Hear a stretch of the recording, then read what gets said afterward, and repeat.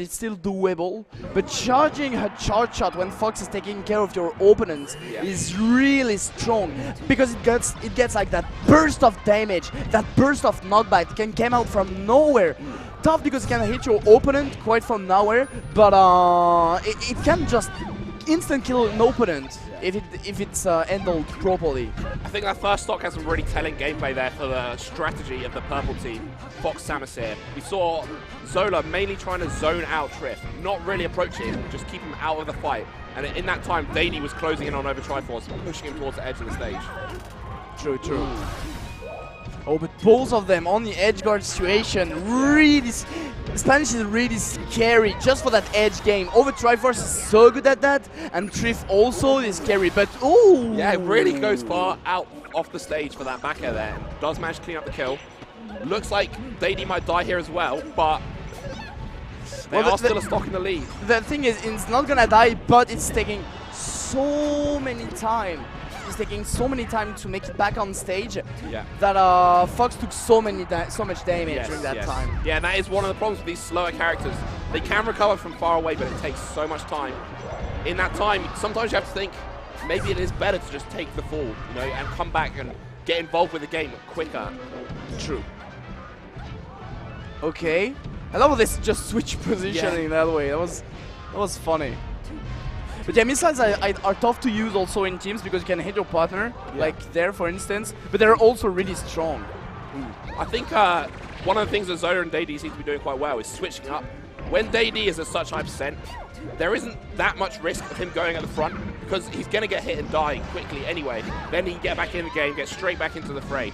Whereas when the Samus is at lower percent, it's kind of better for them to hold back, use the crouch cancel, and build damage on the opposing team. True, true. Or just calming down the game. Not even building damage, just taking control. Yes. This is why Samus is good in teams, just to take control. Yes. And you see here, it looks like the blue team are taking control of this game. 4 stocks to 2 right here. Yeah. Getting close to closing it out potentially. I feel like this, and Daydee with these 3 stocks. Yeah, exactly. This is also why Samus is really good at. As it's really hard to kill. It's still here, and still just building his own stock just to her partner. Yeah, Samus has died once in this game, you know, and all these other people have died 3 times at least. So that says a lot there, and it's because of the dynamic of this team. You've got the fast Fox and the slow and heavy Samus. If you aren't going to focus the Samus, you need to kill the Fox really, really quick and really consistently. True. Also, I love how Zoler is playing. He's not trying to make back air or else. He's just trying to make some. Suddenly, I'm going to have to eat my words because the green team have put on quite a show here to bring this back. Definitely on the cards for Zoler to win this, though. Yeah. And that's going to be tough right now. That's going to be tough right now because this is the opening. And you know, both of them are really strong. Singles players, exactly. And heavy combo players, I would say. Yes. I think he really needs to find some sort of back air. Oh, that might be the one he's looking for. Is this an edge guard here? No! Oh, I think a bit of nerves came into play there. Oh la la, this is scary. This is scary! Oh my god! Stopping him right away with that stage face. Right away! Looks like none of the 4 players on the screen can quite believe what just happened in that game at the end there. No. So, wow. Excellent job to the green team to bring back that significant 2-stock deficit. And Zoler almost has a chance to close it out 1v2, making use of his low percent and the opponents being on a high percent, but couldn't quite get there. And the Spaniards close out game 1, and that's quite a big win. Getting the counter pick and the momentum in your favor as well. It is. But one thing I felt like those Spanish are really deadly on the edge. Like we didn't really see it at the beginning of the game, but after we noticed it. This is how they lost, kind of, because they got like the stage, and little by little the green team just pushed them, and they just trapped them at the edge, and that was it. They killed both of them in an instant, in the blink of an eye, and that was it then for the red team, green team. And once again, staying too much at the edge there. He's just playing their game. Yeah, he really is. Like Overtriforce, a player who's known to be maybe one of the world's best edge guarders, honestly, and you know he makes that in with one of Europe's best players. It's going to be pretty tricky to fight from that position. Exactly. Green team looking really dominant now, honestly. Feels like that first win has kind of got them set their pace. Yeah, but Zoler too greedy, and Daydee does not really help his partner. Finally he's coming, but way too late, and now he's already trapped for that. And unfortunately, they lost both their stuck because of that. Yes, really bad position. That is not the start the blue team wanted here, especially after going down. Going down game one, taking them back to the same stage, and then getting beaten kind of harder than they did in the first match. Definitely going to be demoralizing. They're not going to be feeling too good, so they might have to change up their strategy, or maybe have a little time to compose themselves in order to bring this set back in their favor. But all those don't smash from Trif also. Even if you get punished, even if that is not the kill or else, it's still building so much damage, which is so important in teams. And then just have to give it to Overtriforce and that's it. Overtriforce then just finish the job and that's it. Yeah, this sort of Beat Sheik team has a really nasty element to it where, because they're so good at holding their ground and using their down smashes to build damage, when you get behind, you get a bit more frantic, you make decisions that aren't quite as calculated, you need to make a big play to come back, but in doing so, you put yourself at more risk, they punish you harder, it creates a bad cycle. Oh no, Overtriforce! Overtriforce! That was such an insane recovery, man! Going into the bomb, he knew he was going to die anyway. He just went for the bombs, messing up the bomb jump of Samus and letting her die with that. Good lord, don't play at the edge against those kids! Don't play at the edge! Excellent situational awareness there from Overtriforce to realize. A lot of players would look away from the screen there, you know, they're dead, but he's saying, I can still have an impact on this game, and he managed to take a stock from that action. Oh la la, that was crazy, man. Yeah, it is.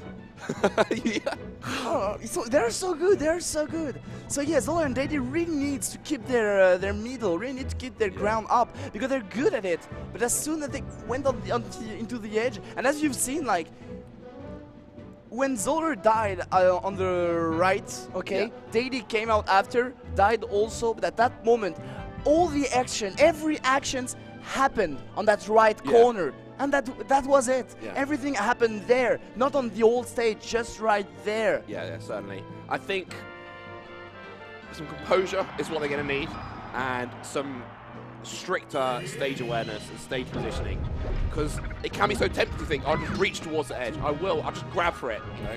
But you reach too far, you get knocked off, and Overtriforce will get you. Exactly. See that? Okay, that full hop there by Daydee, I've got to call that a bit of an overcommitment. I do agree. Those exact things that they really need to avoid because they're both on the edge. Maybe you're gonna save him, unfortunately not, but he's still at the edge. Yeah, he's still at the edge on their back, and Zoler coming back. We'll see if they get a big off stage. But even then, Green Team just stay here because they don't care. Yeah, I think they're definitely playing a little bit risky and a little bit not as calculated as they would want, as they'd like to. Ooh, that down smash catching Zoler looks like it's going to cost him quite dearly. And on the other side of this, another scramble at the edge. But now this is blue team that taking it to their own advantage. They did it somehow. They did it. Yeah, certainly. Daydee, you're going to need to get back to center stage as soon as, because otherwise, your Fox is going to get separated from you, and you are not going to be able to help him. That is not a spot Fox wants to be in. Oh, tried to save his partner, but missed it. Yeah, okay. And, oh! So strong start here. Strong start from the blue team. Definitely. In fact, despite that trying to take the center and don't play at the edge, she just say, okay, we just have to be better at the edge then. Yeah, man. I think a bit of both definitely going to be needed to play. When you're playing against a team as strong as Overtriforce, you always need to be playing on top notch. You know, you can't be at 70% here. It's going to have to be 10 out of 10 performance in order to take a win here. Definitely. Okay, but both are separated. Daydee really reactive on this one. Getting back right away to help his partner. But, okay. Oh, I would like to see Zoler dial it back a notch there. And instead of going for the pressure on the two players, just backing up a bit, allowing his teammate to come into the fight and have more of an impact. Ooh. Oh no! Yeah, this is really, like in teams, you really need to take care of your cross-up with your partner because of that kind of things. I was surprised, like they did really nice cross-up without hitting each other. I was like, wow, this is really good synergy right there. But yeah, sometimes unfortunately a mistake that can happen to anyone. Yeah. Ooh, Daydee in a potentially risky position, but Zoler's got some good damage going on Overtriforce here. That's a 60% combo. And a kill on either of these green team players should be a win for the blue team at this point. And that looks like Over is down. Pokemon Stadium ceiling coming into play there. Oh, confident play from Daydee. Oh, Daydee is He's such... teabagging on the floor. He's that kind of player. Daydee is just that kind of player. Always taunting. Like, I've commented him twice today, and twice he taunted. There you go. So 2-1 here for the Spaniards. Yeah. Swedish team get on the board for the first time. But now that's gonna Counter be pick. their stage. And I think it might be Yoshi's story. You think Yoshi's story? I think they would like to prey on the cramped nature of the stage. Okay. And have a lot of control of the ground by having just wide down smashes that cover a lot of spaces. And sometimes the Samus can, you know, keep the Peach and Sheik away, and the Fox has got like just a little bit of time to breathe. Whereas on the Yoshi story, Fox can be, it's really scary to play as Fox, let's say, when there's these big down smashes, these people with big moves just all around you. That's true.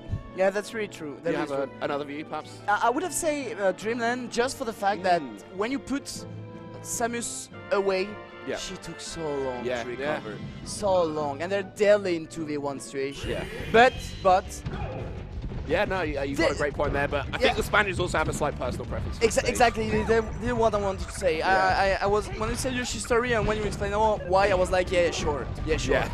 Those are Trif and Overtriforce. Of course they want to get in. Of course. Yeah. Ooh. This is a very momentum-based stage in doubles as well. Like, you need getting the lead, taking the first stock or 2 stocks, preferably, can be really big. Up air. Oh no, shine turn around back air. Really nice little innovation there from Zoler. I love how Daydee is aggressive in teams. Like with the dare, with the jump nair and stuff. Like he does not lose any time or anything. I don't know, it's just like going in, man. Yeah, and there's a symmetry to that. I like how Zoler was playing quite defensively there. Just using his shield on the platform because he knows grab's not really an option from there. And sometimes the safest thing is the block, you know, just avoid those down smashes. True. Oh, okay. Ooh. He dies there, but the good thing was Zoler looked like he was going to go for a save, and I thought, that's risky business, and I think maybe Zoler had the same thought. Exercised some restraint, and then just took the middle of the stage and fought on the next stop. Okay, that was a nice down smash. Yeah. If he had reached the Fox, would have bring him on the other side of the stage, saving him anyway. Ooh, okay, yes. Zoler coming straight back to the center of the stage there from the ledge, showing the power of ledge dash. Okay, but against Overtriforce, man, you can bomb jump anytime you want, but you'll get fair anyway. Slight lead here for the green team. I think it's probably wise for Zoler to be putting more of the pressure on Overtriforce at this point, because Trif is definitely going to be camping in this spot. He's 100%, he's going to play it safe, make it hard for you to hit. So just focus the other guy and get the percent where you can. But Over is taking so much. Like, I'm really surprised, like how Zoler and Daydee convert their opening. Like they're really good at it, and they're building so much percent. Like Over already at more than 100%. Yeah. But right now, unfortunately, blue team both in a terrible spot. Oh la la! Trif making great wall. It was scary for Over, but still living. One of the strategies that's often employed against teams like Sheik and Peach is to generally always aim for the player on lower percent, because during that time the higher percent player has to chase you. They have to get involved. It gives you that opportunity to get back air, knock them away, and get more 2v1 time, which is especially more important when you are playing against someone who has crouch cancel available to them.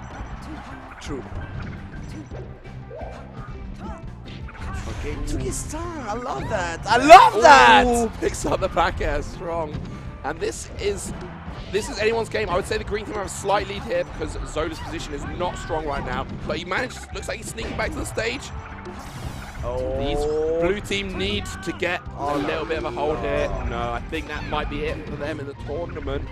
Yeah, Daydee wanted to clean away the stage, but both green team just avoided him just by jumping around, you know, and that was it. That was just it. Yeah. And then they just focused on Zoler the time that Samus did his up B, her B, and she was like, yeah, we don't care about you anymore. Let's just kill the Fox. Yeah. So that was a good showing there, I think, from the Swedes. I think on another day they could have maybe taken 2. 2 games there. Yeah. To take a whole set against the Spanish team would have been quite a tremendous upset, I think. Yeah, but I think they had a good showing today. And 5th place Dreamhack went to. You know, you can't be too upset about that.